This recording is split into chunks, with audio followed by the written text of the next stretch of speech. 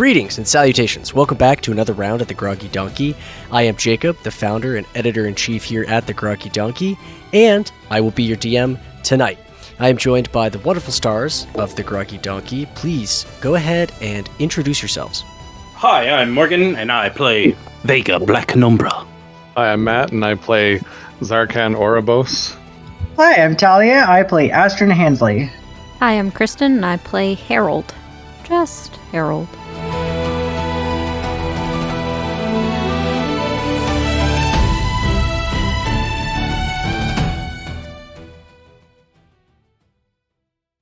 Let's get started. And by getting started, we're going to do a little recap. So last time on the Gatekeeper Chronicles, the Gatekeepers were on they were on Olheimenthager in the mansion of Marion Bloodstar. They had a large breakfast made by Onibath, and after breakfast, Marion had a conversation with Astrid about the possibility of him becoming her patron, which led Astrid to multi-class into Warlock, which required Marion to bite Astrid, turning her into a adapted vampire spawn version of herself. She went to rest, and Marion found Zarkan and upgraded his weapons, after which they decided that they were going to return to the Goldfather, and they were going to find Harold and continue their journey. Harold, however, meanwhile, was curing the Dwarven women. He had been given by Onibath through teleportation a vial of blood from Abulon. He set to work, divvying up the blood into segments of 2 ounces. And much to my surprise, Harold drank 2 ounces to try to figure out if Bae'ell could find others of his kind using the blood as like a tracking sort of deal. Harold then made a promise to Bae'ell that they would set out and find his siblings. And at the very end of the episode, that is exactly what Harold did. He released Bae'ell, and they dive-bombed towards the planet in search of Bae'ell's siblings, leaving the rest of the party aboard the Goldfather, wondering what the hell had just happened. Now, we're going to pick up here, and the last I remember was you guys were discussing going back into the mines to find Harold. Yes. So, with equipment from the Goldfather, you all begin your descent towards the planet. Can I actually do one thing first before we leave the Goldfather? Yeah, what's up? Yeah, so obviously I was collecting specimens and stuff for Harold this whole time, to bring up and study and stuff like that. And I don't know if, obviously Ashton doesn't know if, he would need anything else or if the dwarves would need any other things to help. But she wanted to leave all the things that she gathered while she was down there, like the stagnant waters, the algae she collected, the antenna from the bug, the hair from the queen, all that stuff that she collected. She wants to leave it with the doctor there in little specimen containers and stuff. Okay, so Dr. Durgle Jones, you approach him with these items, and he says, "Of course, I will hold on to these for Harold whenever you return, or he returns, or whatever the hell it was that he turned into, and I'll keep them safe for you. Don't worry." Cool. Is anybody else wanting to do anything before you go back down inside the mines? So, you guys begin your descent back to the planet, back to the mines of Drazo'Ber'Tala, and Marion elects to not go with you, but Arduan does. We haven't gotten much Arduan action recently, so figured this might be a good chance for him to get back out there. Interesting. Yeah. So, much like the time before, you guys get into this cage of some sort. It's a drilling tool, and it plummets to the planet. They used some sensors to try to pinpoint an approximation of where Harold would have landed, and they dropped the drill over a close location to try to find or to get you as close to Bae'ell as possible. So you guys plummet to the planet. You've got the the altitude counter, and it keeps counting down and down and down. It hits 0. You guys bore into the planet of Drazo'Ber'Tala. The craft, it rumbles and it shakes as it continues to bore deeper and deeper and deeper. And it eventually stops. The gate opens, a ramp lets down, and you guys find yourselves inside of a cavern. And there's a wide pathway that leads down. And Brody leads you guys down into further down the shaft. You guys take a corner, and there is a garage. Oh yeah, so right here we're gonna open up the garage, and I'm gonna get you guys some vehicles. And then we're gonna set out and try to hopefully find your friend a little bit faster. Hopefully he's not too much farther down. It's just kind of a rough neighborhood. Definitely gonna find some interesting things here. So yeah, I put in the group chat earlier 2 different types of vehicles. There are. Hold on, let me look at my party to make sure I've got this right. There's 1, 2, 3, 4, 5 of you. So there are 3 of the dwarven levitation bikes, and there is 1 dwarf mining tank. I call a bike. Okay. Zarkan's already on top of the tank. Hell yeah. I'll ride a bike too. Why not? Fuck it. You'll take a bike? Okay. So Arduan is riding with you, Zarkan. Okay. Just so that we've got that. So there's 3 bikes, and then there's the 1 dwarven mining tank. Wonderful. So you guys continue further into this chamber. And, it's kind of slow going. You guys aren't moving very fast. You're just trying to make your way through some of these tight areas, narrow corridors, low ceilings.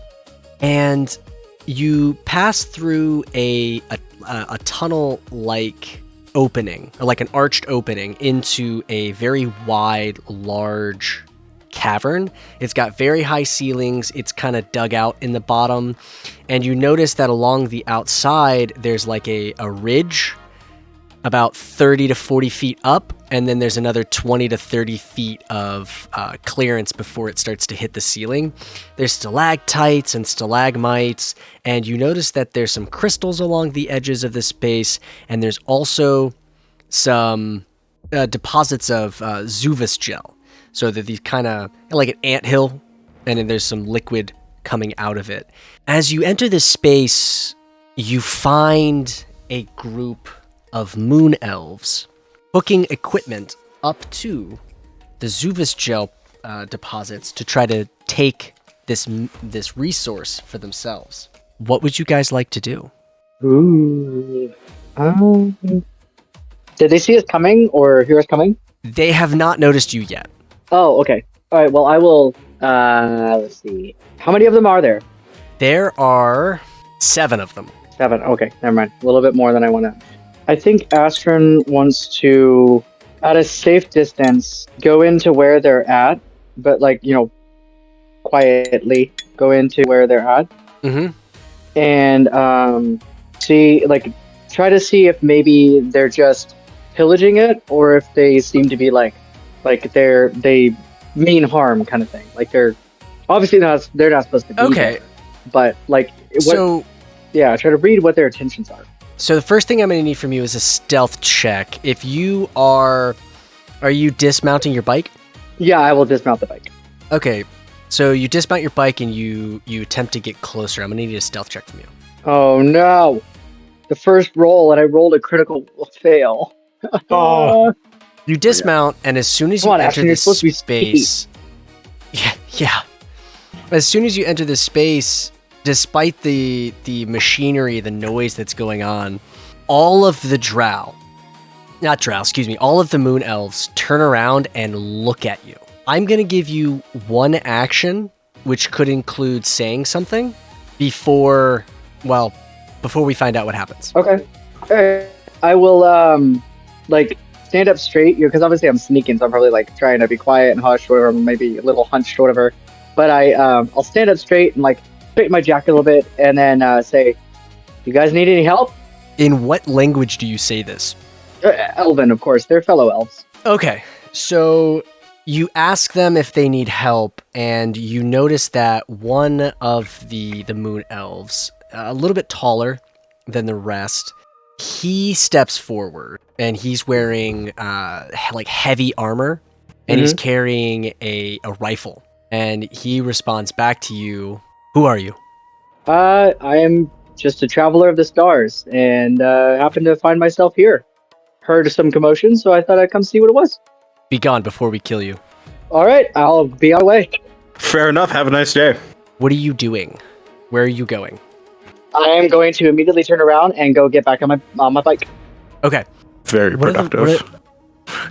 Very productive. So you get back to the rest, and Brody, he's got the little hand crank on the window. You know, he rolls the window down. He goes, "Hey, Astrid. Yeah, Brody? I don't want to be a Debbie Downer, but those guys, they're not supposed to be here." Oh, I know. But what they don't know is that I've got these. Going to point at the cannons on the front of the bike. Oh, well, yeah, all right. That'll work. I thought you were going to go somewhere completely different with that. I thought you were going to be like, yeah, but you see, Brody, there's a lot more of them, so I'm just going to go. Good luck. You know, she's if very you're going to in, say that, but but I'm out of here. Bye. Exactly. Though she kind of wants to, but like, you know what? No, they're not supposed to be here, and she's promised to help the dwarves, so she's gonna help the dwarves. What is your guys' plan? I'm gonna roll another perception check for the Moon Elves. Do I see anything explosive nearby? How loud is the tank? Oh yeah, we got questions. So Oh lord, explosives, you know. yeah, Actually, like a fuel tank or something like that. roll me a technology check. Technology check. Is this for me to figure out if I know what a fuel tank looks like? Well, it's more. It's something else. Okay. 'Cause I think that you would be able to identify quickly a couple of explosive items, but there's something That's a 7. else. Yeah, so, you know, dude, there's plenty of things in this room that could go boom, and there's nothing that could go wrong. Oh hell yeah! I love that for me. You conflagration, incendiary, boom. There's plenty of things in this room that you think could go boom. Oh, this is a room. I thought this was like some kind of depot that we were driving up into. No, I want you to imagine like you came out of a tunnel and then into a wide open space, and there's a tunnel on the far side, and there's a group of Moon Elves inside of this space they're trying to extract Zuvis gel. Oh, so we're already getting off our bikes? What? I don't want to do that. Well, that sounds you so don't good. have to. Hell no. No.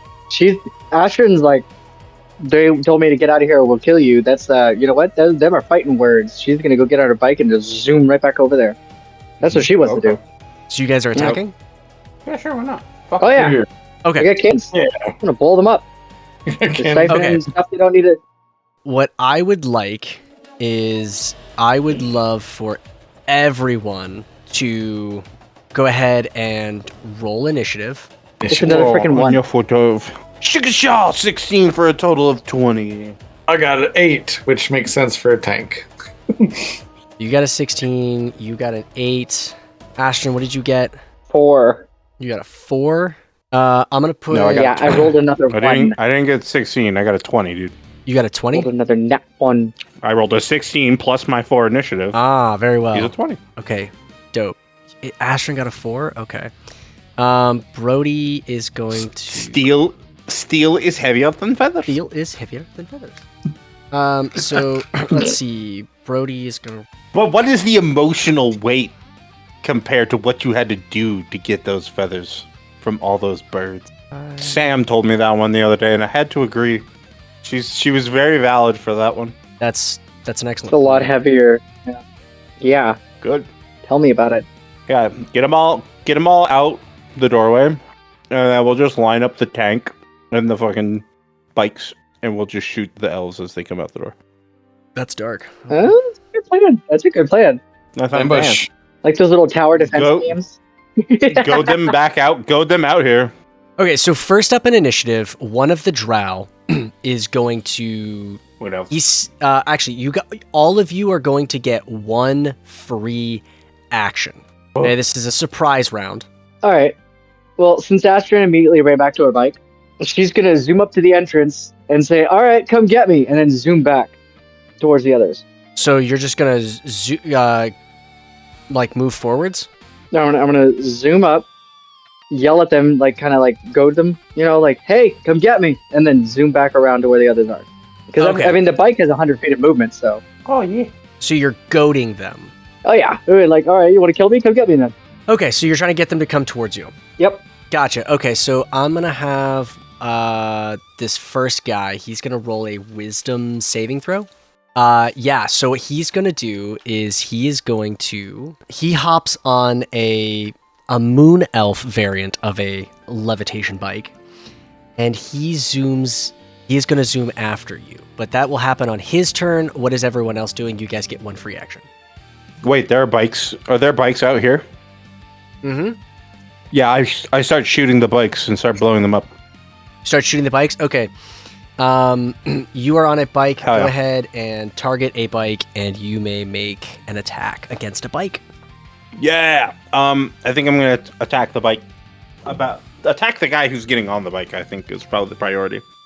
If we want to, if Zarkan and Ardawan want to target the other ones so that they can't make use of them before they get out here, that'd be great. What do I do, Jakob? So do I just roll d20? Let's just roll d20 against this bike. Yeah. It's a plus 15 to hit. Shouldn't be a plus 15. Is it? Hang on. Plus 7, plus 6 to hit. What does that mean? Hold on. I might have messed up my my little card here. Is it a plus 7 or a plus 6? Looks like maybe a plus 7 for the 120 range, and then plus 6 for the No, 240. it's a plus 7. Okay. Ignore that plus 6. That's a typo on my part. Hang on, I just need to look at my roll again here. I rolled a 17 plus 7. That is going to hit. Okay, cool. And I see a 2d10 plus 4 is my damage, right? Plus Yes. a 1d6 lightning damage? Yes. Cool. Let's roll that up. So, 2d10. Hell yeah. That's a 9 plus 4. That's 13. Plus a 1d6 point of lightning damage. For a total of 15 points of damage. 2 of it lightning. Beautiful. Okay. That's your turn. Zarkan. Hang on. I can make another one because it says Lev Bite can make 2 autocannon attacks. I'm going to attack again. All right, so Very well. Whoops, wrong. Fucking don't ignore that. Is Zarkan So up next? Yeah, I would plan. I see that this is a mining tank. Does it have a drill on it? It does have a drill on it, yes. And where are these enemies in relation to us again? So Right in the front of us. enemies are going to be about, let's see, 1, 2, 3, 4, 5, 6 times 50, 350 feet, 300 feet in front of you. Okay. And are there If I roll a 20. cave walls on either side of us, and then they're coming through the cave at us? So it's a, let me post a picture of the space that you guys are in, so you get a better idea of what's going on. Jacob, I rolled a 22 for my second attack.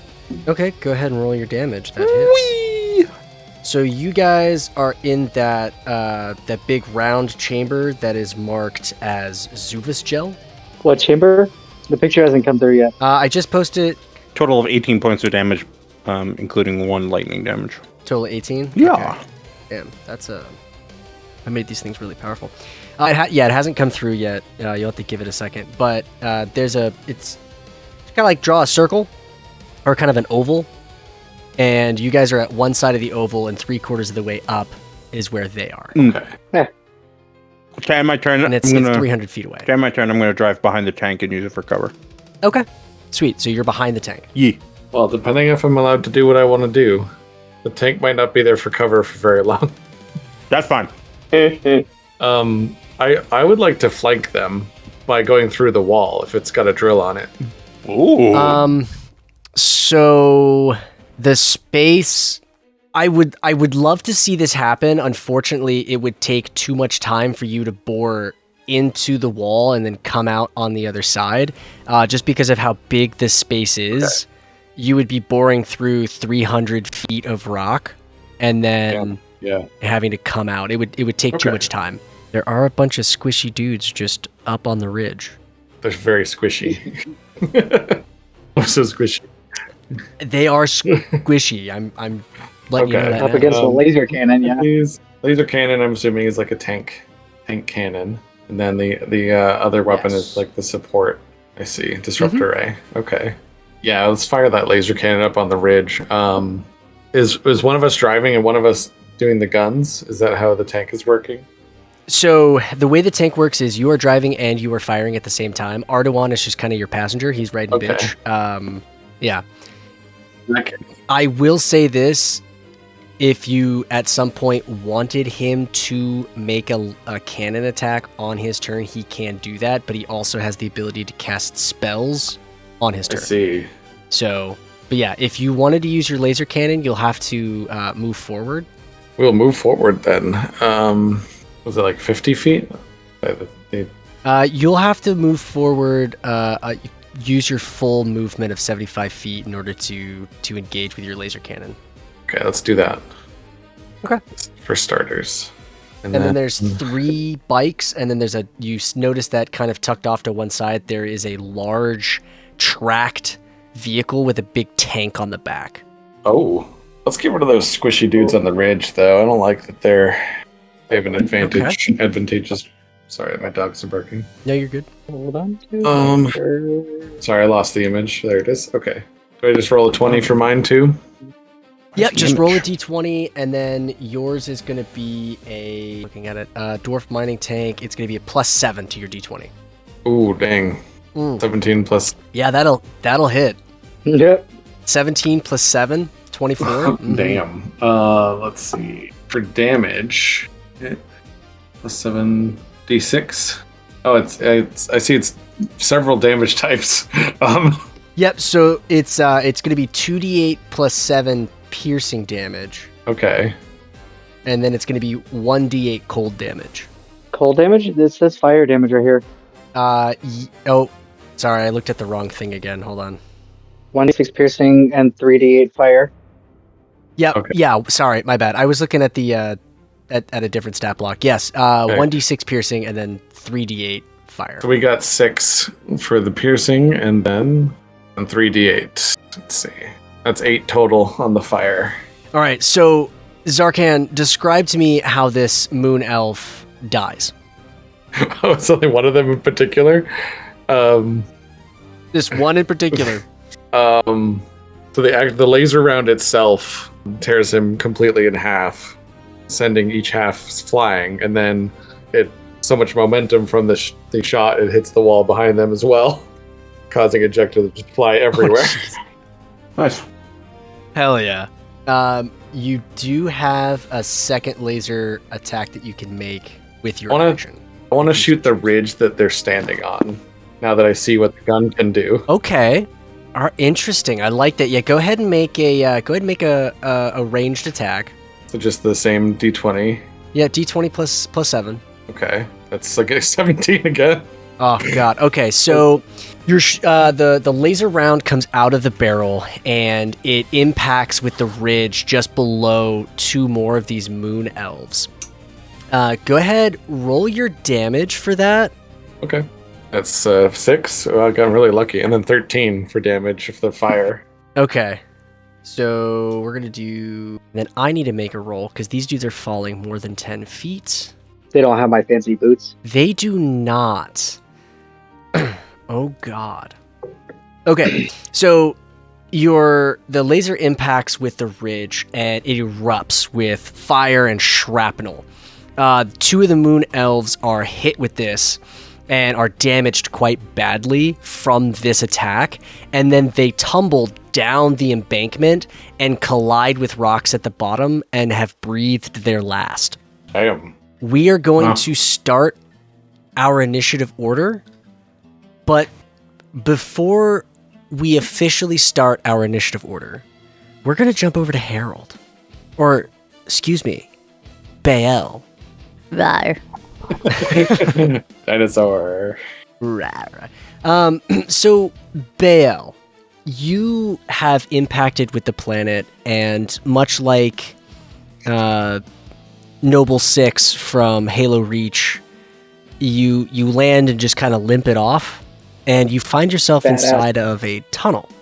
I know, right? You find yourself inside of a chamber. I'm going to show you my little maze here. You see the top where it says start? Yeah. That's where you're at. Okay? It's kind of an empty space. There's not a whole lot here. But there's a couple of stalagmites, a couple of stalactites, and there are some tracks on the ground. What is Bae'ell doing? Okay, so in the back of his mind, he knows that Harold gave him kind of a time limit.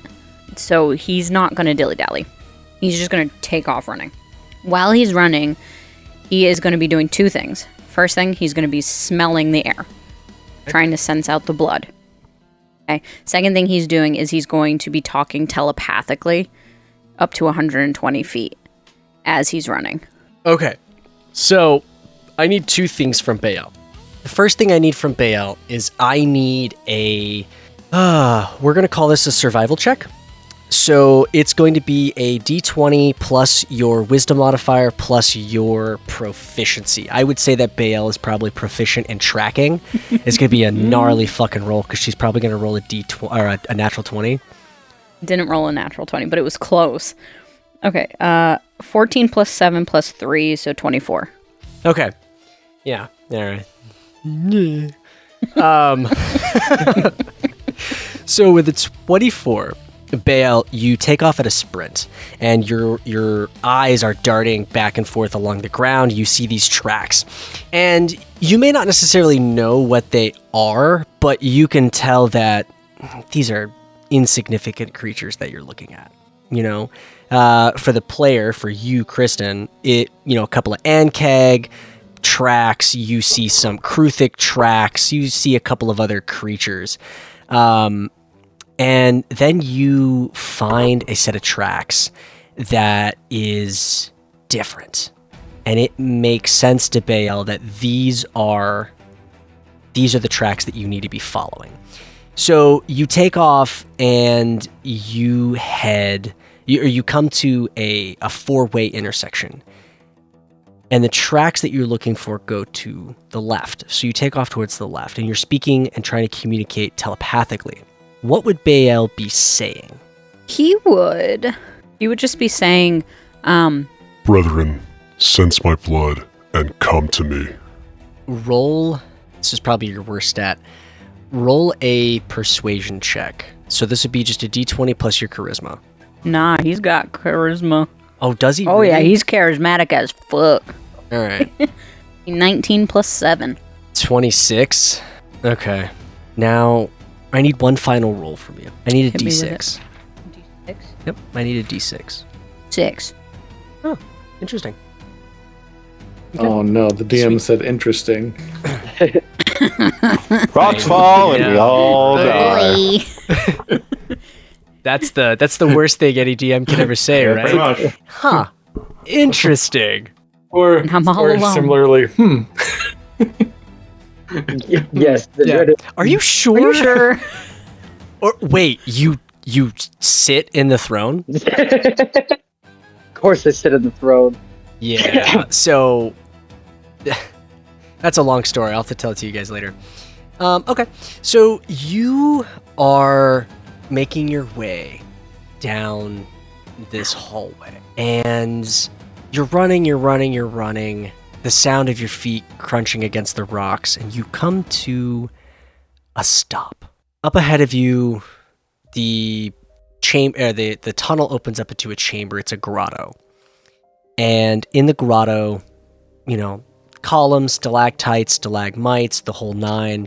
And you also notice a bunch of chains on the wall. And sitting on one of the rocks that's in this chamber, you see give me a second while I pull it up to show you.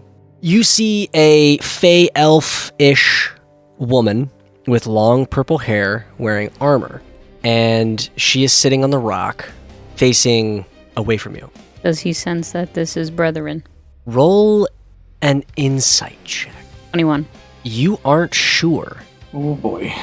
Bae'ell is conflicted. Okay. Normally he'd go guns blazing. But Since he has a task to find his brethren, he doesn't necessarily want to hurt them. Right? The only way to know for sure is to taste their blood. Oh. Okay. I like the way that he thinks.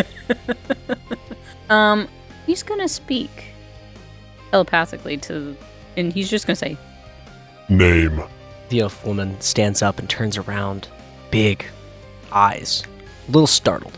And telepathically, she responds.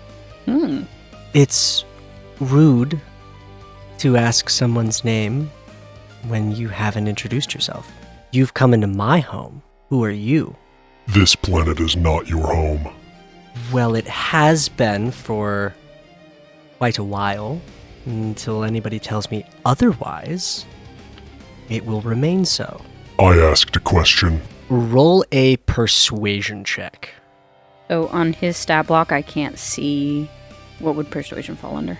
Persuasion would be charisma. Okay. You could also roll intimidation if you really wanted to, and that would be either charisma or strength. Guess what I rolled? Rolling fucking 19. I rolled a nat 20 plus 7. Gods. Yes, by the gods. By the breath. Anyway, she tilts her head, her eyes narrow a little bit, and she says, Jigera. Not Shakira, Jigera. Jigaera. Were you born here? Her eyes kind of dart about as she thinks about the question, and she says, as far as I can tell, yes. Not, brethren. And he starts walking away. Brethren? Who are you? I will not answer such stupid questions. Roll initiative. The DM is tired of your shit. Now you die. I don't know what my plus is to initiative, but I rolled a 16. 23. Because his stat sheet doesn't say it. And then this initiative is, oh god, she's terrible initiative. Wow. Oh, fuck. Okay. So she is going to make a surprise attack against you, unless you have something that says you can't be surprised. I don't think you do. No. Okay.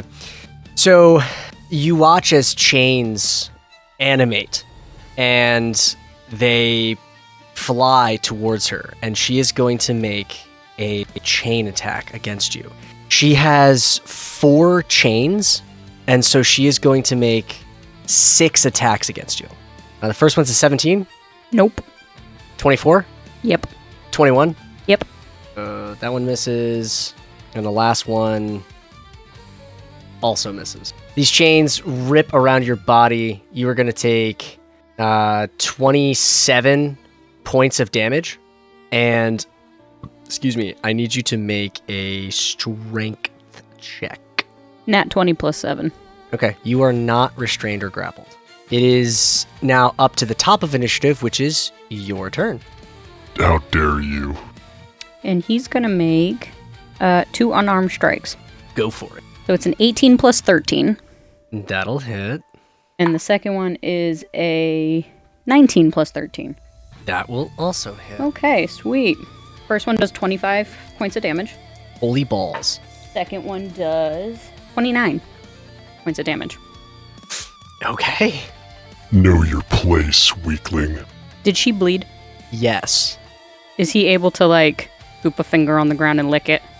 So, here's the interesting thing about it, right? As a reaction, she is going to use Unnerving Mask. I need you to make a wisdom... No, I need Herald to make a wisdom saving throw. Herald? Oh, jeez, I have to go back to him. Yep, I need Herald to make a wisdom saving throw. Hold on, let me get to Herald. 19. Okay. You watch as this image of Haroldith walks into the space, but Harold is unfazed by this. He knows that this is a trick. A smart cookie. He's a smart cookie, yes. He knows his love is gone. He does. That was the end of your turn. You asked about blood, however. On your next turn, I will allow you to make a perception check, or you could use your action to lick the blood. Okay. So it is now Should never name people weird names. Jageara. It is now Jageara's turn. And Jageara is going to make 6 more attacks against you with her chains. 22. Yep. 20. Yep. 14 misses. 23 will hit. 16. Miss. And 19. Hit. Okay. So 4 of these are going to hit you. The first one is going to do 14 damage. This is going to be slashing damage. The next one is 12 slashing, 6 slashing, and 11 slashing damage. These chains, they have like razor sharp edges as she lashes them out at you and they rip across your body. Now, since she missed twice, can he use his reaction and do spit poison? Absolutely. Okay, cool. So I can spit poison at a target. 1d6. 4. You watch Bae'ell as you spit poison out at Jageara. The poison spit hits her and has no effect. Okay. Ooh, that's some information he finds interesting. It is now your turn. What's her size? Her size? Mm-hmm. Her size. What the fuck is wrong with you? She is considered a medium. Actually, she's a large fiend. She is your size. Is she really? Mm-hmm. Okay. Well, I'm still going to try to lick the blood. You said I could do a perception? Yes. You may make a perception check. I don't even know if I need to give you advantage on this. What is that, wisdom? That's wisdom, yes. 18. Bae'ell, as you wipe her blood off of your finger into your mouth, your mind recognizes the source. The blood that flows in her is the blood that flows in you. This just got interesting. That was your action. He's gonna... Is there like a pillar near him? Absolutely, yeah, there's a pillar. He's gonna do that douchebag lean where he just like crosses his arms and stares at her. Fantastic. Like that side, like that diagonal. Know exactly what you're talking about. Yeah. Leg cocked up on the Yes. pillar, Yeah. arms crossed. Oh my god. Yeah. Smoking a cigarette. And he's just gonna say, I guess you are brethren. Before you end your turn, I need you to make one more persuasion check. Persuasion? Yes. Persuasion, what'd we get? Dirty 20. Dirty 20.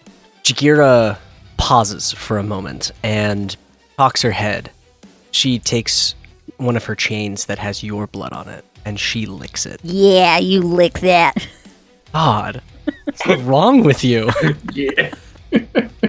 Anyway, and she goes, brethren, very curious indeed. And we're going to cut back to the others at this moment. Let me make a note real quick. Speed Demon! As I fucking rev my goddamn engine. are you singing that too?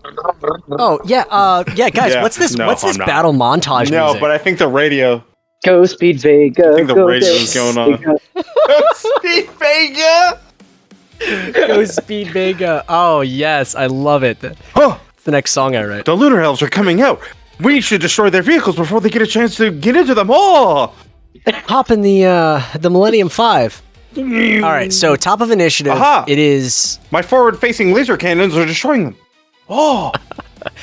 one of the Moon Elves, a gunslinger, is going to make a multi-attack against. Let me roll a d6. He's gonna go after Astrid. He's gonna go after you. Oh, great. Okay. Yep. 14. Now, question: if he hits me, is this for my bike or for me personally? This is you personally. Me personally. Mhm. Okay. Okay. I have things do you roll? specified. That's a 14. Oh no, he misses. Okay, the second one is Run them over. gonna be a 15. Run them Eh, the fuck that's over. exactly my armor class. So I don't know if you're doing if enemies. Yeah, meets Meet it, it, beats beat it. it, or- If it meets your AC, it's gonna beat it. So that is gonna be. Okay. I know. Usually, if an enemy does, it goes up against I've- a player character. I've meets it. never encountered that rule. I never. That's how I played it in the main campaign. If an enemy rolls your exact AC, they miss you. Oh. It's a near miss. Interesting. Okay. That's how I've been doing it. Yeah. Well, listen. But You're no, you're the DM you for the DM however Seeds. you want. Yeah, you're the DM for the Seeds of Magic campaign. Yeah, If yeah, that's how you want to run it, that is totally cool. The way I'm running it you, is if you it, DM however you DM. it meets it, it beats it. So that's gonna be 14 piercing damage. Ouchie. Yep. And, unfortunately, it has a poisoned pistol. You are going to take an additional 12 points of poison damage. Fuck. Okay. That's fine. I do apologize. Poison is actually one of the conditions that you are now resistant to. So that is 6 damage to you. Oh, so I forgot to update that on your sheet. Poison is now something that you are resistant to. Harold's immune to it, but you are resistant. Okay, so next up in initiative is going to be... That guy's gone. Vega, it is your turn. Hell yeah. The guy that just shot at Astron, Yes. I want to run him over with my bike. You want to run him over. Okay, that's going to take all of your movement to do so, but absolutely, go ahead. Okay, I do so. What I'm going to need from you is using the bike's dexterity, make an attack roll. Oh, hang on. I didn't put a ram feature on these things, but I will allow you to run this dude over. So yeah, so D20 plus the God damn vehicle's it. dex. That's a plus, D12. Hang on.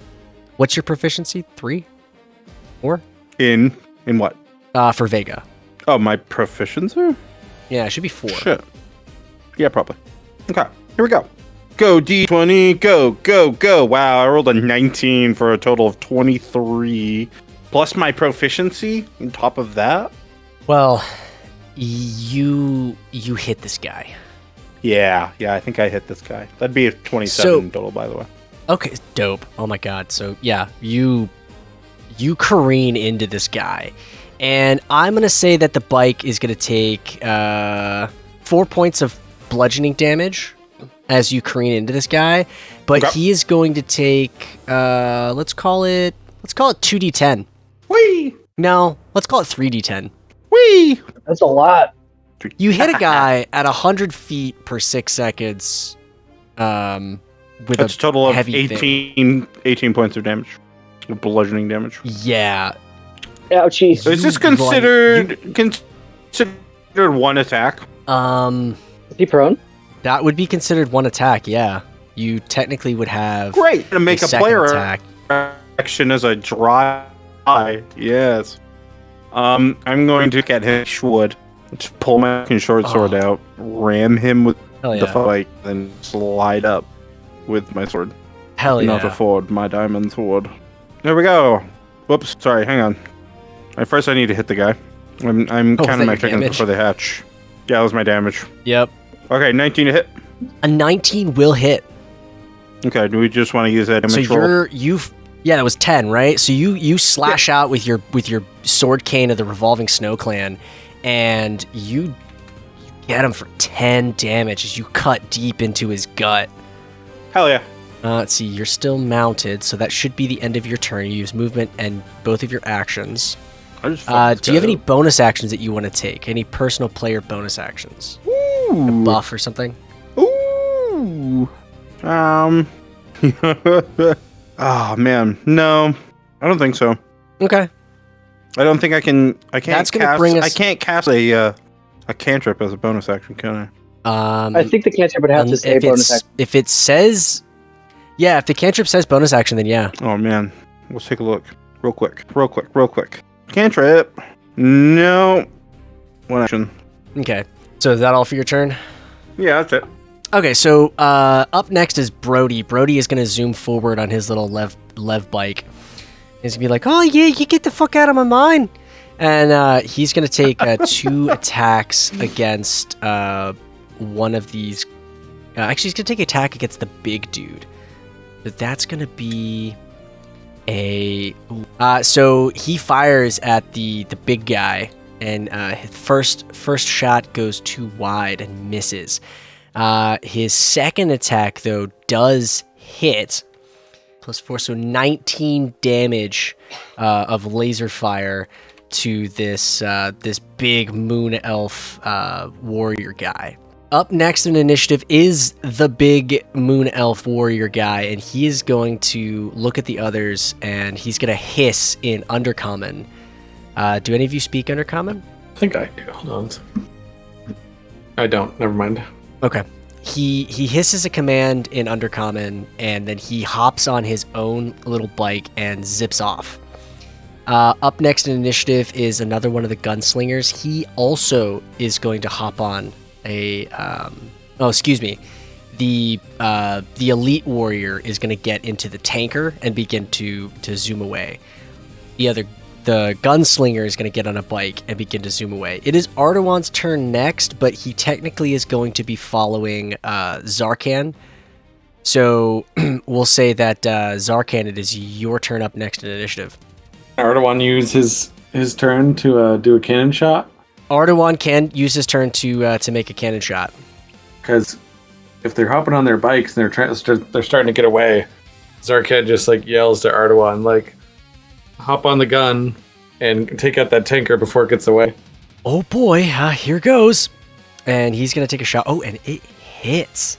Hell yeah. Sweet. So he takes a shot and it impacts with this tanker and does a decent-ish amount of damage. One of the other Moon Elf is up in initiative. He is going to hop on a bike and he is going to zoom out of there as well. Zarkan, now it is your turn. I'm going to pop up on... I'm going to open the hatch and just come up with my Magitech rifle and try to take one of the guys on the bikes out. Go for it. Since Ardawan's on the gun. Okay. Which is now Zarkan's rifle. That's right, it's changed. It's changed now. Oh, it was almost a 16. That's only a 7. Oh no. Your first shot goes wide and misses the gunslinger. Okay. I'll go fire again. It's a 12. Your second shot also goes. Okay. I only get 2 shots still, right? Even though it's automatic now? Yes, it's still only 2 shots. You have to lead your targets, I can. How close you are to me. I think close enough that you probably would have heard that, yeah. I would just run. I'm going to close the hatch and get back into the tank then, because guess that's it. But I am going to do some movement. Okay. We're going to move the tank further into the battle. Okay, so you begin to zip after the fleeing Moon Elves. Yeah, we got to get rid of that tanker, I assume. We don't want to get away with that stuff. Okay, so Astrid, it is now your turn. All right. So there's still dudes on the ground? There is one guy on the ground still. Is there any other bikes like around for him to jump on?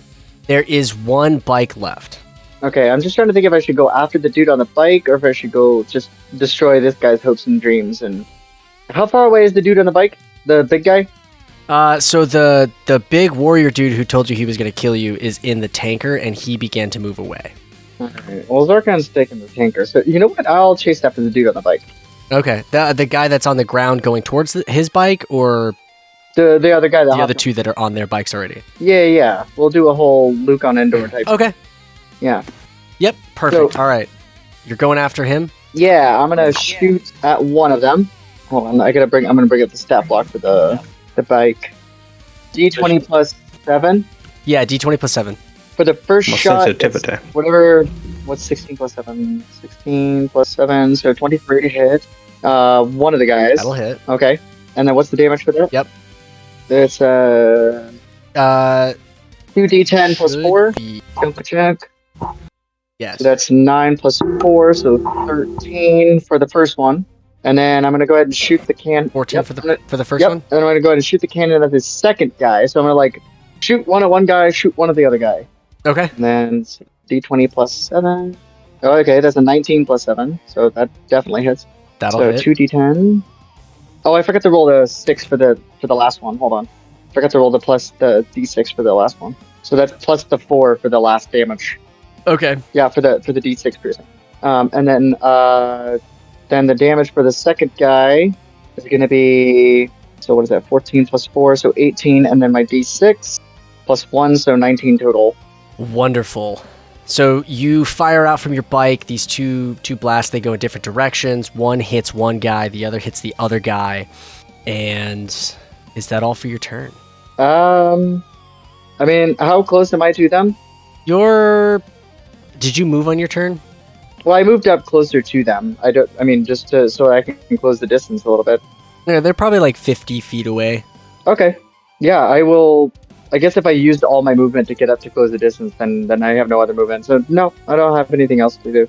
Well, actually, let me look. Okay. I'm gonna check my bonus actions real quick, 'cause I might have one that I want to do, but I gotta double check my bonus action. Nope. Okay. No, I don't have any other ones. Okay. So, yep, that's my turn. So, back up to the top of initiative, the last Moon Elf gets on his bike, and he begins to zoom away down the path out of the chamber along this tunnel. We're going to cut back over to Harold. Or, excuse me, Bae'ell. Well. If it isn't our listeners, you've done an excellent job to make it this far. You're very clever, aren't you? Yes. I may have need of you. Visit our Patreon at Groggy Donkey, where you can find news and updates about the show, upcoming projects, and more. Tier 1 patrons will acquire the Tankard tier, giving you access to behind-the-scenes episodes of History Check, our Q&A sessions, and all other special episodes. How delightful. Pitcher Club, our second tier, will allow you to submit questions to the cast and name NPCs featured in our games. And there's so much more to come in the future. You can find all the platforms we broadcast to at artgroggydonkey.podbean.com and choose your podcast service of choice like Spotify or iHeartRadio. Adorable. And check out Matt, our resident artist and cast member, over on Twitch at twitch.tv/SpaceViking42. Now go. And stay groggy. Bae'ell, you are standing in this grotto with Jagira, and you have just discovered that she is your sister. Yes. What are you doing? Well, I'm still just staring at her. Douchebag leaning. Just douchebag leaning, staring at her, not saying anything. Nope. Okay. She looks at you and tilts her head. I don't remember you from the others. Where did you come from? Long story. Well, I've got nothing but time. Do you know where the others are? It's possible. That was a yes or no question. Roll a persuasion check. Bae'ell doesn't fuck around. No, he doesn't. Or intimidation. 19 either way. You can use your strength stat for intimidation instead. Yeah, it's the same. Oh, okay. Yeah. You said 19? Yeah. Yeah. She rolled a natural 1. Sorry. Yes, I know where the others are. He's debating whether he wants to be an asshole or not. You will take me to them. She sighs. She closes her eyes.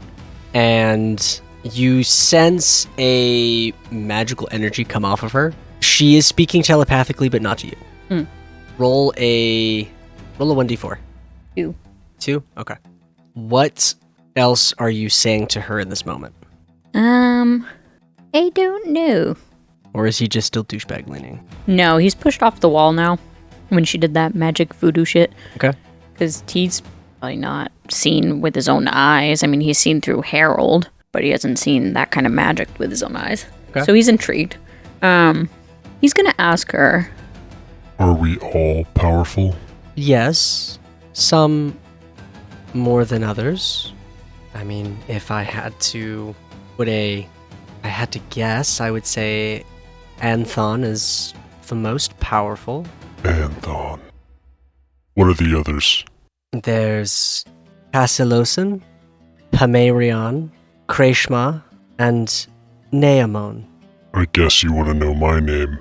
Well, I did ask you, and you've yet to tell me. You hadn't earned it at the time. There are those that call me Bae'ell, but to my true name, I don't know. Well, if that's the only name that you've ever known, then I suppose it is Bae'ell. And we wait. The others are on their way. I thought there were 7. Who was the last? Abulon. But it seems that our mother took him. Now, does Bae'ell know? Like, did we tell him that Kraystar and Astralpia? I do believe that the conversation was had between Harold and Bae'ell that Astralpia and Kraystar are their parents. Okay. Just checking. Yeah. Why was he taken? That part's a little unclear. I guess we wait. And so we wait. And we cut back Screaming. to the others. Sorry.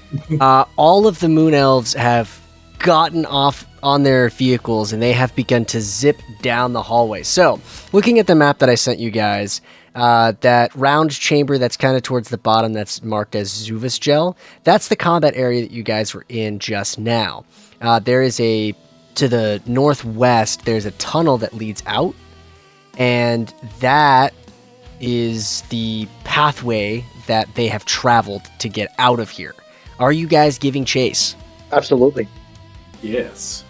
Absolutely. Okay. They move down this hallway. You guys are chasing after them, and I'm just going to kind of say that you guys converge onto them, and so you're all behind them at this point, chasing after them. The first Moon Elf that is up in initiative is going to hang back a little bit and is going to make an attack against Vega. You're the first one up in initiative, and so she is going to make an attack against you. Yes, this will be at disadvantage because you've got your stupid cloak. Does a 13 hit you? No. Gosh, no. Okay. For the second attack, that's going to be a 16. That meets my armor class. Okay. So this laser round comes blasting out at you. Okay. I'm going to redeflect it. You're going to deflect it? Yeah. Okay. Oh, yeah. Because I'm a monk and so I can fucking do that. Okay. And how does that work again? Let's take a look. By spending a key point, I can deflect can use reaction to deflect or catch a missile in my bare hand. When I do so, the damage I take is reduced by 1d10 plus 9. If I reduce the damage to 0 and have a free hand, I can spend 1 key point to make a ranged attack. Okay. So it was a total of 16 damage. Okay. So I have a chance to make this 0 damage. Yeah, you I do. I make it 18. I've rolled an 18. So yeah, you reduce this damage. I'm going to redirect it Hell yeah. Where are you redirecting this at? Are you directing it back to the... Yeah. Are you directing it to him or are you directing it to his bike? Do I know where the fuel tank thing is? I would say that yeah, you could find the fuel tank. Well, that's a little bit like a cold shot. I don't know if you're willing to let that happen. I'll tell you what. Roll a technology check. Technology. Ooh. Technology. Gosh, technology. Man, I am so technologically savvy. I rolled a 15. Yeah, I'd say with a 15 you could find where the fuel tank would be. Hell yeah, I do so then. I fucking bounce the laser back at him. Okay, make that ranged attack. So what does this gun do? I thought it was I just make a ranged attack? Yeah, it was you making a ranged attack because you're deflecting the bolt. So what do I just roll? A dex check? I think it's just a ranged attack using your stat, so d20 plus dex plus proficiency. D20 plus dex. So it's a D20 plus 8 for a total. I rolled a 17 plus 8. Math is 25. Math. 25. Yeah, that'll hit. So you catch this bolt and you send it back at this guy's lev bike. For how much damage? I don't particularly know how to calculate that. No, I'm not entirely sure how I calculate that one. Huh. Oh, deflect missile. Here we go. Here it is. Oh, deflect missile attack. It's here on my reaction. Oh, I see nice. how this worked. Okay. It was a plus 7, not a plus 8. But regardless. It's fine. Your d20 roll hit, so. That's for a total of 10 damage. Roll of 10 damage? Yeah, so I deflect the laser bolt back at him using the fucking... I was about to say the force. Okay. The force is strong with you, Vega. So, I'm going to have you roll an additional 1d6. 1d6. 2. Okay. And then he is going to roll on the mishap table. Hell yeah. To determine what happens. That is a 1d8. As a 1. He loses momentum. You see that the vehicle slows down, and his speed is halved until the beginning of his next turn. Vega, you are up in initiative. Yippee! I'm gonna use my cannons and attack that guy again. Okay, go for it. Oh, just Again, are you attacking him directly or the vehicle? I feel like attacking the vehicle might be the smarter move because I don't know. I just feel like it is. Maybe it's not. Roll the die. It's a 17 plus 7. Just a number. That will hit. Marvelous. Okay. And that is 2d10 plus 4. Shabam, shabam. 2d10 plus 4.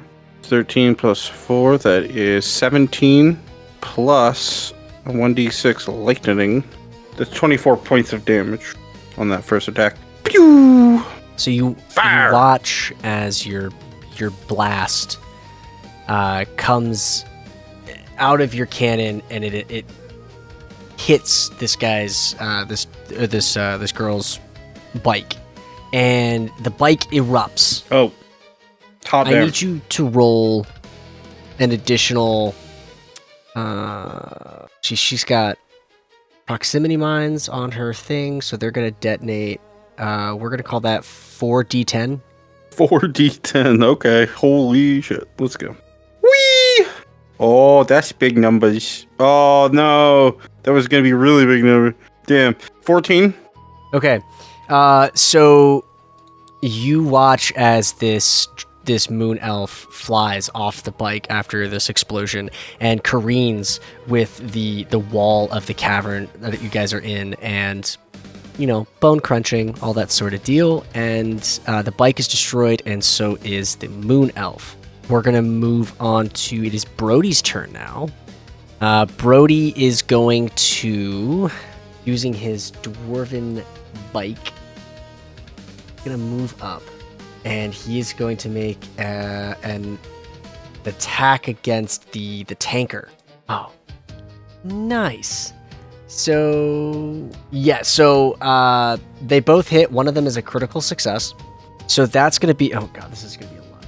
Okay, so you watch as this his cannons fire out, and they connect with this bike, and they do an insane amount of damage. I'm gonna roll on the mishap table. That's a 7. The bike hits the wall a little bit, and these stalactites fall down on top of the bike and the driver. So the second bike is destroyed, as is the driver. So there's one bike left, and there's a tanker left. It is the tanker's turn, and the tanker is going to drop a proxy mine onto the ground. And so you see this projectile come out onto the ground, and then it's going to make 2 laser cannon attacks. One of them is going to be against Zarkan, the other one is going to be against Vega. So Vega, I'm going to roll yours first because yours is with disadvantage. That's going to be a 21 to hit. 4 sure hits. Okay. God damn. So you're going to take 12 points of piercing damage and 5 points of cold damage. Zarkan. Yes. Does a 19 hit you? Most definitely. That's going to be 22 points of piercing roll. damage.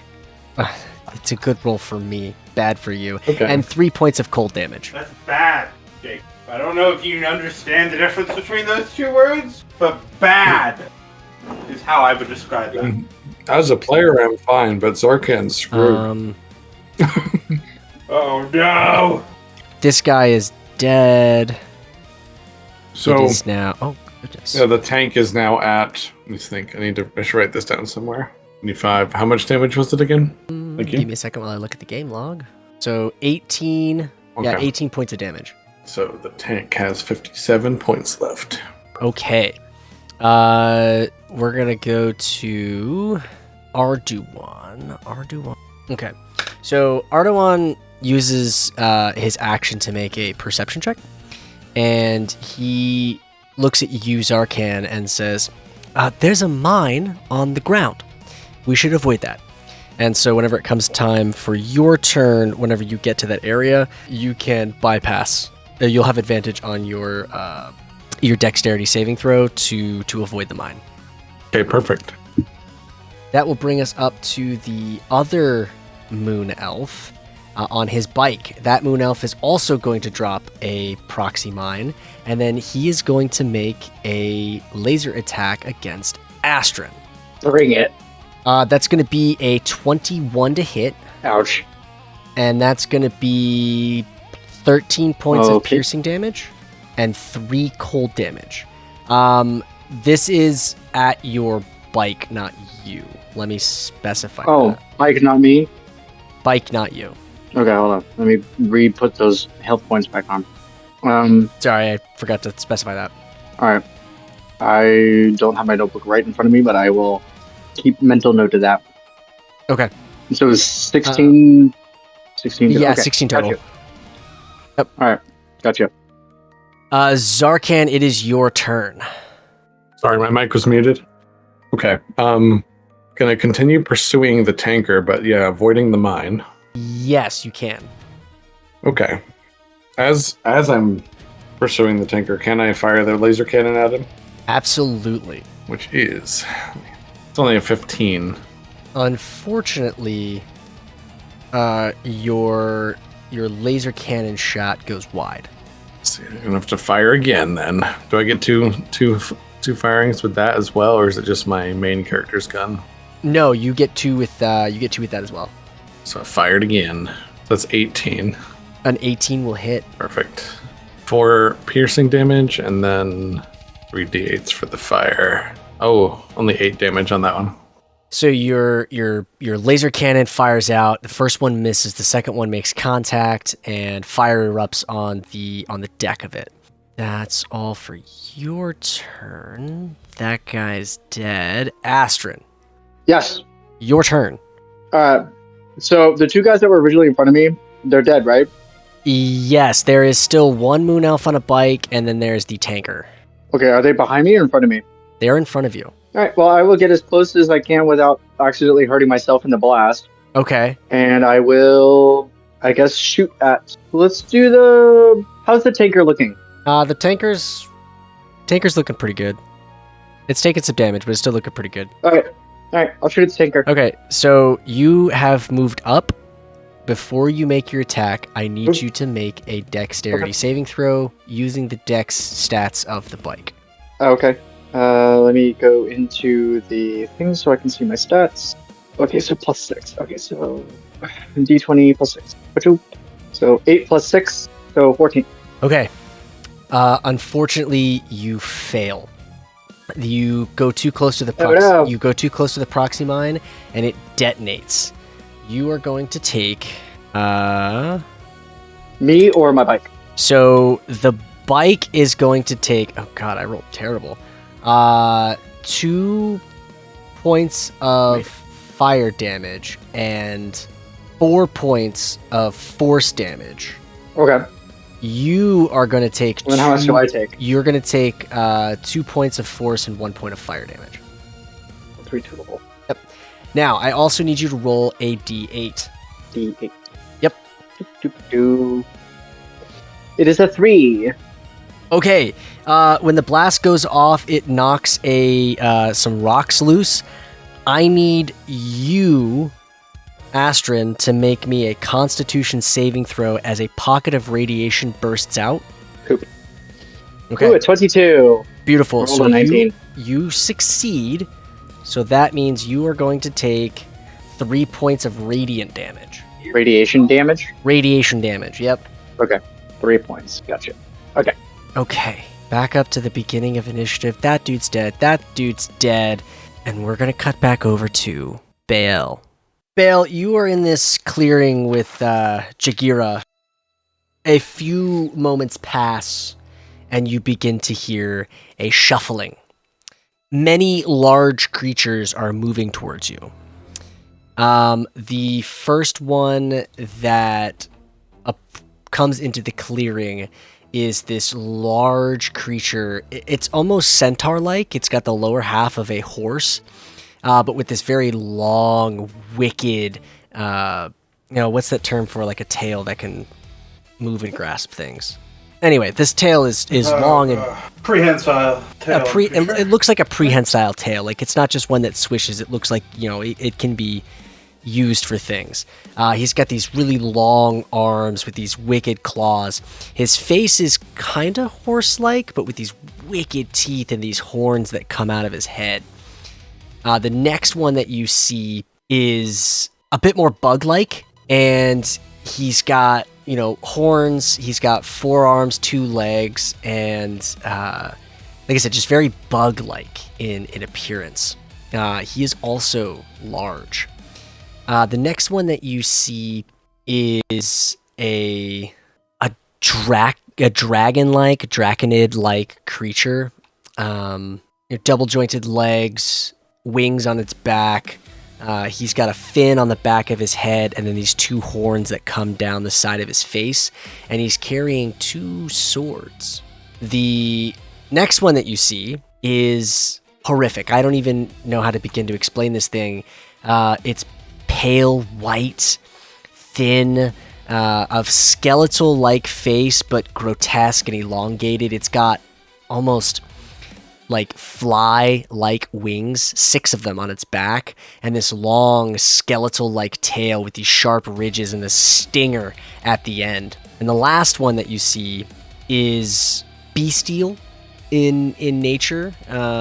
Bear-like feet, double-jointed legs, a large muscular upper body. The head is kind of covered in hair. He also has 2 horns. And he is the first one to speak. This last one that I described. He comes in the room and he says, "Jagira, who is this and why have you summoned us?" And she replies, "This is our long-lost brother, Bae'ell."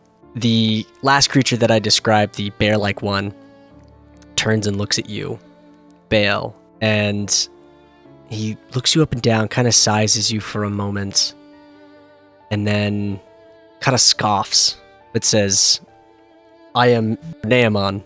And the rest. He looks back, and he points to the horse creature and says, "That is Casalosin." The bug-like creature introduces himself and says, "I am Anthon." The next up is Pamarion. He simply just says his name, Pamarion. That's the one with the fin, the dragon-like creature.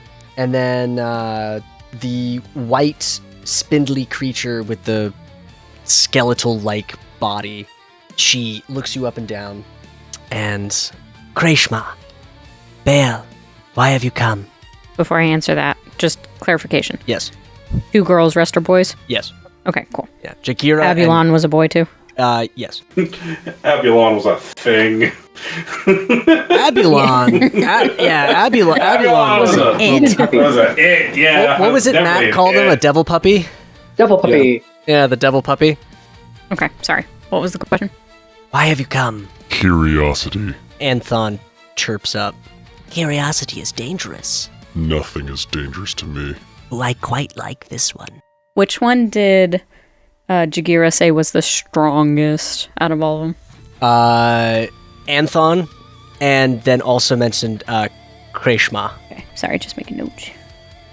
Naaman regards you. Curiosity is why you've come. Is your curiosity sated? Depends. Which of you claims to be the strongest? Oh, I like this one a lot, actually. Yes. I say we keep him. Yes. I am the strongest. Well, I have been trapped in a body that is not my own for far too long. I wish to, how do those people put it, scrap with someone, just to test my limits. Roll a persuasion check with advantage. 19. Okay. Anthon chitters. Step back, brethren and sisters. This one is mine. Yeah, go ahead and roll initiative. What am I doing? I don't know what my +2 initiative is. It should be on your thing. No, it doesn't say it on his thing that you attach to Harold. Oh. God, it's probably like +7 or 13 or something stupid like that. I probably gave you. Just do +7. Okay. What'd you roll on the dice? 18. You're first up in initiative. Okay. And he's a large being, correct? He is a large being, yeah. Yes. Okay. Anthon is a large being. You're first up in initiative. Question I never asked you. Does Bae'ell have any weapons? No, that's why you have that feature, that ability that allows you to improvise weapons. You can use objects around you like a weapon. Now, would that be considered a melee weapon, whatever I grab to use? Whatever you grab can be considered a melee weapon until the second that you throw it, then it is a ranged attack. Okay. Which I believe I have it set up that way in your stat block. I think you do, yeah. I did kind of make Bae'ell a one-man army. Yeah. And I the idea was, he was only supposed to come out every once in a while. So This is wild. God, this is great. Yeah, you're up first. What are you doing? He's going to crack his knuckles and his neck. He's going to look at Anthon and just say, First to bend a knee. Deal. Okay. And then he's going to... What is around him right now? So there's a couple of stalagmites on the ground. There's a couple of columns. There are some rocks. There's a grotto. And then the rest of your siblings are kind of surrounding you. Is there a... Stalactite is the one on the ground, right? Stalagmite. Stalagmite? Okay. Is there a stalagmite close enough that he thinks he could, break off? Fuck it, why not? Okay. He's gonna break off one, so that way he has, a club. Okay. Or a pointy end for stabbing. Okay. And then he is going to run up to Anthon, and he is going to make an unarmed strike and a melee weapon attack. Okay. Go for it. Okay. Let me do the unarmed strike first. That is a nat 20 plus 13. Yeah, 33 hits. Yeah, nat 20. So roll all rolled damage twice, and then add your modifier. I do 2d12 twice. Yeah. And then just add plus 7 once. Yep. Okay.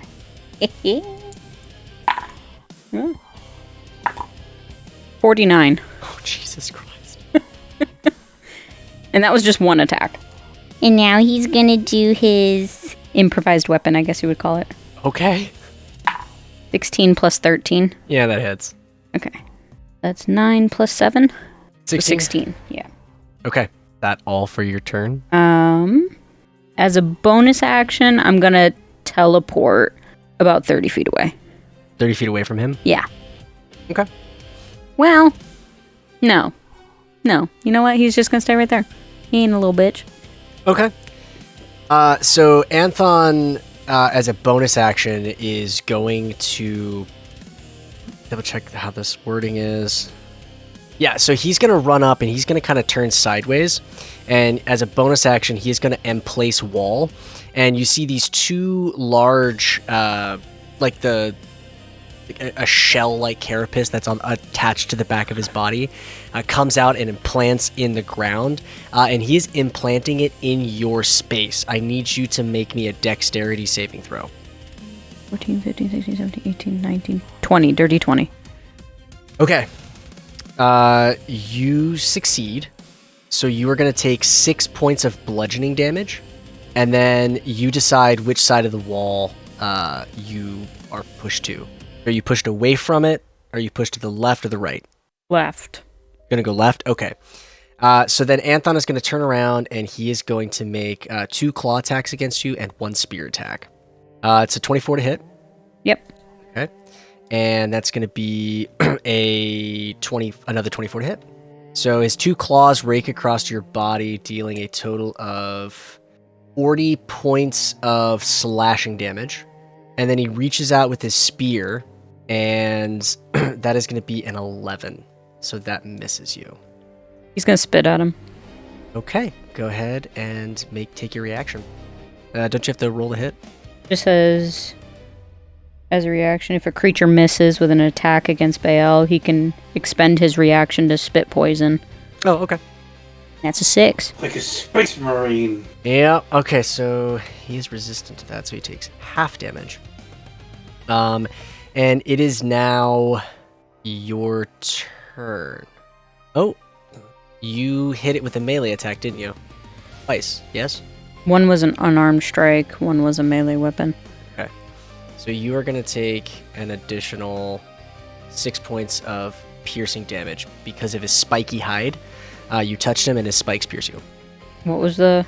6. It is now your turn. He's gonna do 2 unarmed strikes. Okay. Now, hold on. Question Yes. before we do anything. Yes. I'm looking at one of the things you have on here. Mm-hmm. And grapple is the one I'm looking at. Yeah. And you said that they can repeat the saving throw on a success. They escape the grapple, blah, blah, blah. But you didn't say, like, what the DC is. It's a contested strength check. Oh, okay. Yeah. He's going to try to grapple him. Okay. Yeah, so... Yeah, go ahead and roll a strength check. 6. He is grappled. Yes. You wrap Okay. your large bestial arms around Anthon, and what do you do with him now that you've got him? Wasn't that my action? Oh, yeah, that's right. It would be his turn, but... It is now his Yeah. turn. Yes. You are going to take 1 point of piercing damage because of his hide. Yep. And he is going to attempt to... Actually, what he's going to do is he's going to wall smash. I need you to make a DC... I'm not going to tell you the DC. Dexterity saving throw. Dex save? Hmm? Now, let me ask you this question. Yeah. To make this dex save, Yeah. would you let go of Anthon in order to make the save? Like, to avoid the wall? Yes. No. Then you'll roll this with disadvantage. Okay. You rolled a nat 20. I did. Yeah. But roll... Okay. 19. Okay.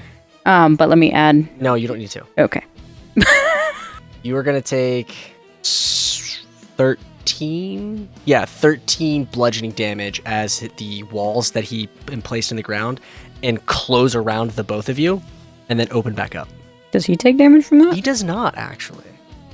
And 13 was a pass or a fail? 13 was because you succeeded. Okay. That is all for his turn. But we're going to cut back over to everyone else in this moment. You guys are speeding down, chasing the Moon Elves. Let me check my time real quick. Yeah, you guys are chasing the Moon Elves, and Vega, you are up in initiative. What are you doing, brother? I'm going to shoot my gun at one of them. Okay, go for it. You Wait, are aiming we for the trying dude to- on the bike?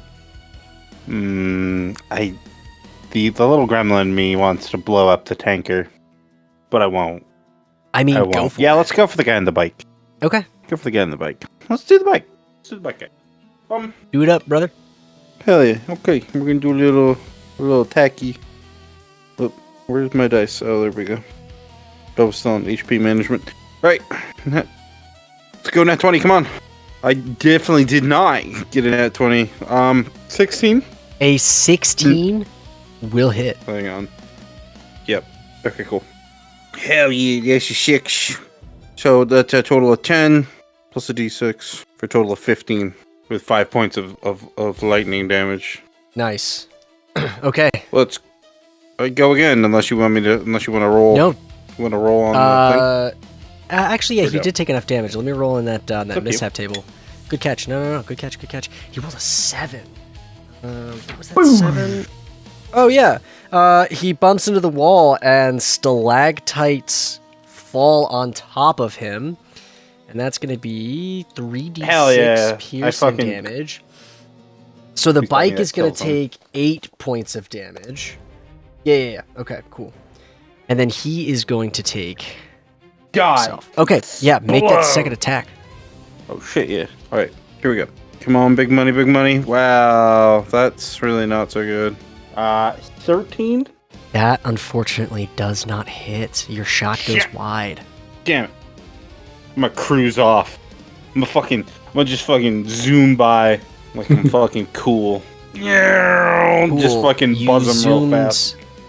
You zoomed near the proximity mine. I need you to make a dexterity saving throw. Oh shit!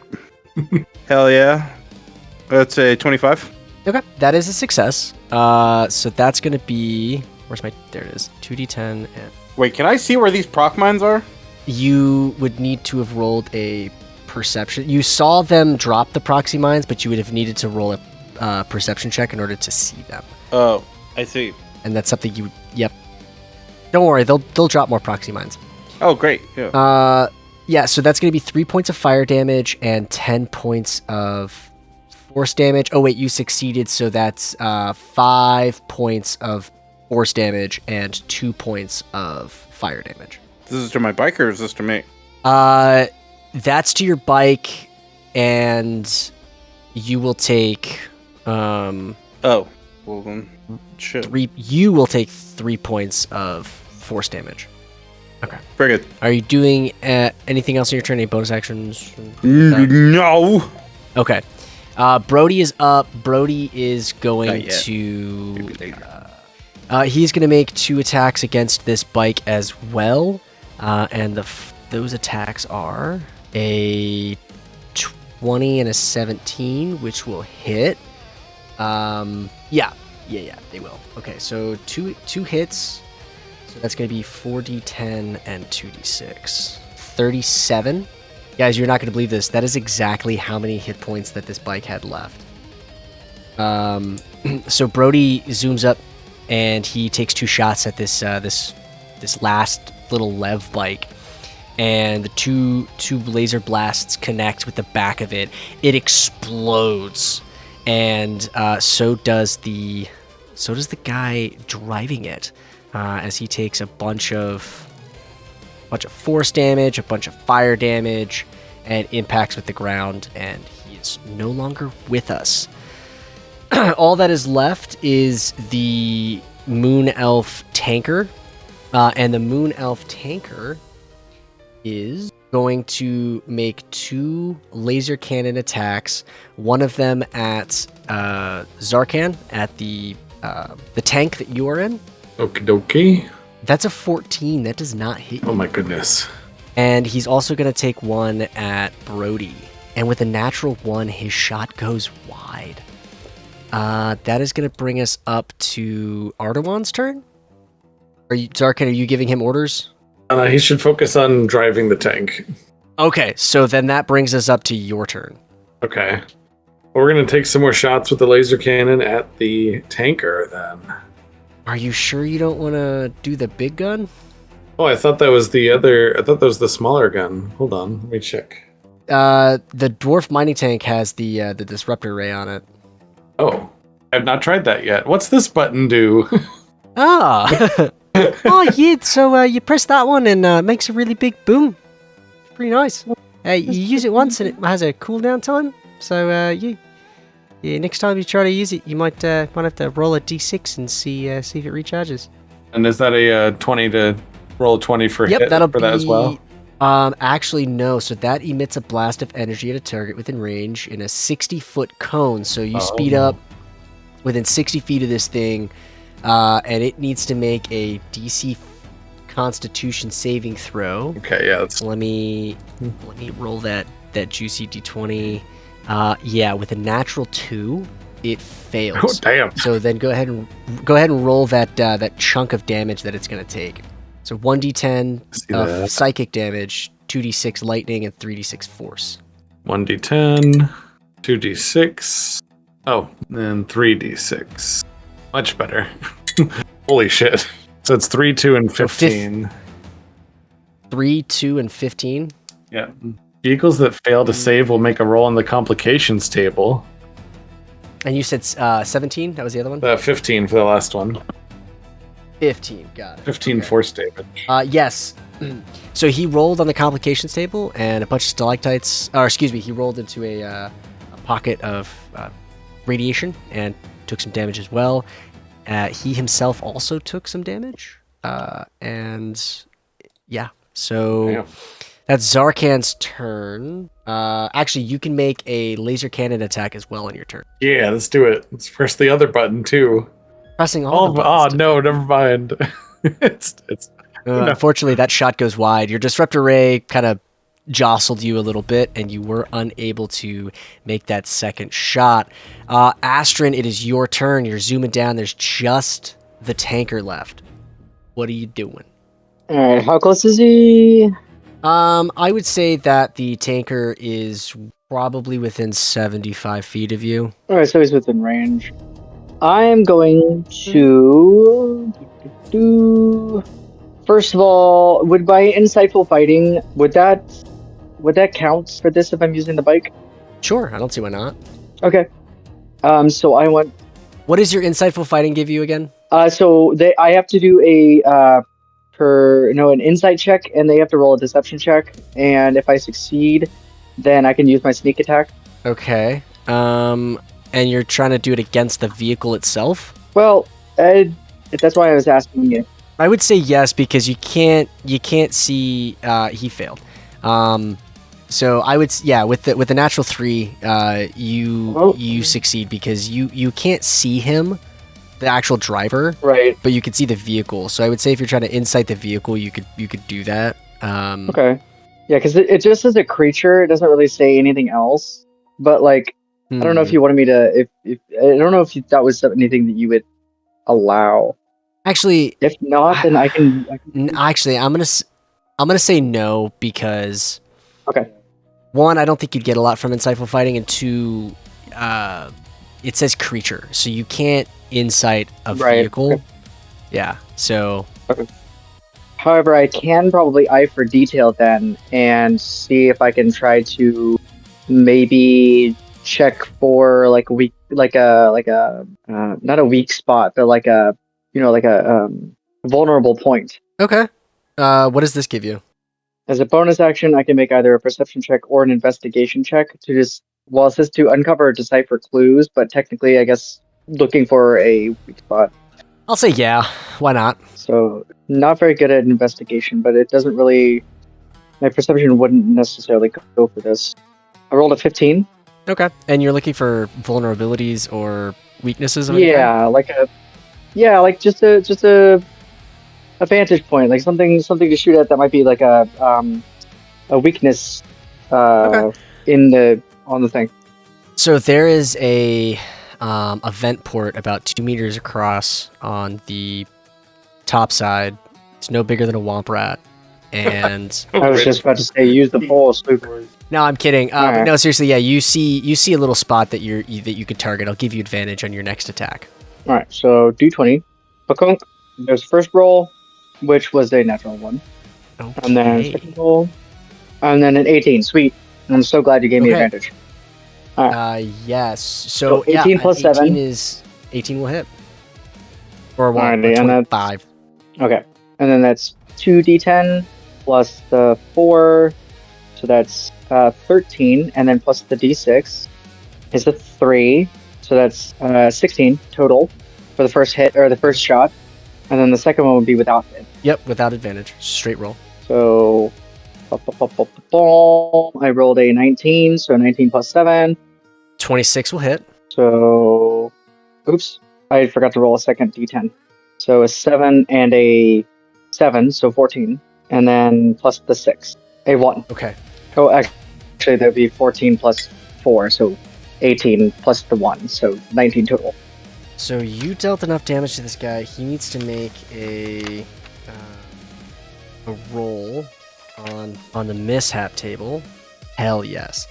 So this guy, the tanker, had 6 hit points left, and the d6 that it rolled from the pocket of radiation that it bumped into was a 6. So you watch as this tanker begins to engulf in flame, and it explodes. What I need from all of you right now is I'm going to need a dexterity saving throw using your vehicle's stats. Now, would my evasion count for this or no? I don't know if I've ever. Yeah, no. Either way, I rolled a dirty 20. Okay, so a success from you. How do I find that stat block for the vehicle? I don't think I've had to use it before. So dexterity saving throw for the tanker, it's gonna be d20 plus 1. Okay. This bike has better dexterity than I do. D20 plus 1. Okay. Oh, it's a 3. Oh, shit. Okay. Damn it. And Vega? I'm sorry, what am I doing? Rolling a dexterity saving throw. The tanker that had a bunch of Zuvus gel in it exploded. Fantastic. 18. Hell yeah. Okay. You also succeed. Let's go. So for those of you who succeeded, your vehicle is going to take 26 points of fire damage, and you personally are going to take 13 points of fire damage. So what if I'm Arcane. down to 5 hit points on my vehicle? You said We'll I get take to that in a second. 13? Yeah, you're going to take 13. Zarkan, your vehicle is going to take 53 points of fire damage, Okay. and you personally are going to take 26. It's shit. 6. Big owies. Ouchies. Yes. Um, The tank is still alive, just barely. Hell yeah. Ardoan. I'm not even going to worry about Ardoan right now. Okay. You guys have stopped the intrusion of these Moon Elves. Have not found Bae'ell yet. You guys are, if you look at the map, there's that long tunnel, and then it says turn 1. You guys are coming into this area around this bend, and it widens out into this big open space, and you see a bunch of like tracks on the ground, and there's a big crane, which yes, that crane was going to fall if things had turned out differently. There's like off to the east side, you see it's like a depot, right? This is a collection depot where they sift through materials, send stuff back up. It's kind of like a refining area. No one's here at the moment. But this is where you guys are at right at this moment. But we're going to go back over to Bae'ell. Bae'ell, I believe it's your turn? Yes. Okay. So you're in combat with Anthon. And you are holding your own. How are you looking, by the way? Rough. Oh, yeah? Yeah. Oh, shit. How? Okay. 3 questions. Yes. 1. How is Anthon looking? Anthon looks okay. Okay. Yeah. Okay. 2. What are the expressions on all the other ones' faces? So, Casalosin is enjoying this. Pameraon is not.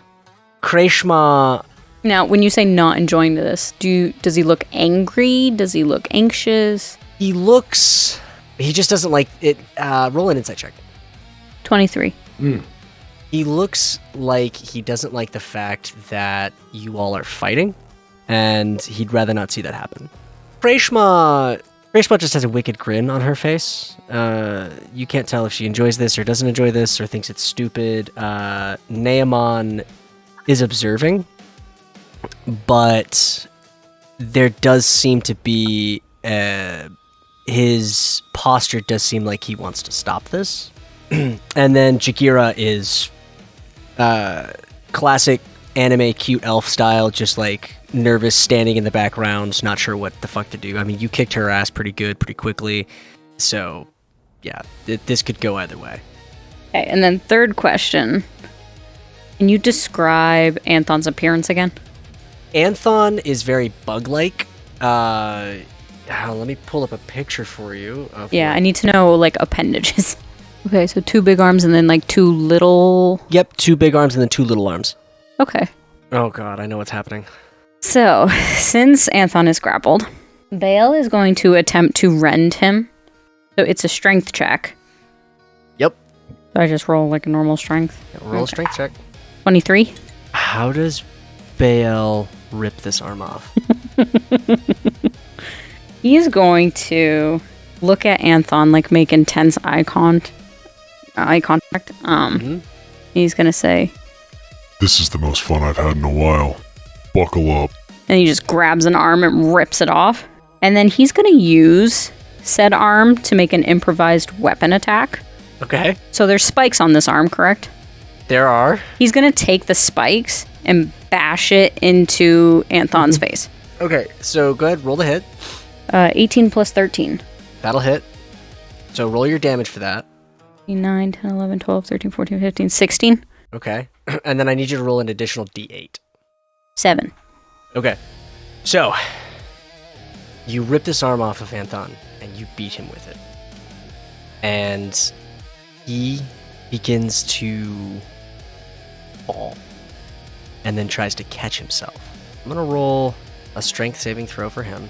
And that's where we're going to end tonight's session. Damn. Oh, damn. Oh, damn. I'm gonna make a couple of quick notes in my notey book. And yeah, so awesome, dude, guys. What an adventure. We will pick this up next week and continue this epic adventure, figuring out what Bae'ell is up to and what will happen if and when the rest of the gatekeepers catch up with Bae'ell/Herald Nice. next week. But until Can I then, just say Kristen has some of the coolest ideas? Yeah. she really does. She is such a chaotic player, and I love it. I just had to get that out there. No, you're absolutely right. God, just some really wicked ideas. But yeah, we'll pick up with this next week. Sorry, I didn't mean to interrupt you. No, you're good. You're good. Thank you so much for joining us for another round here at the Groggy Donkey. I don't think I have any shout outs tonight, but thank you to my players. Thank you to my listeners. And until we meet again, stay groggy, everyone. Bye-bye. Bye.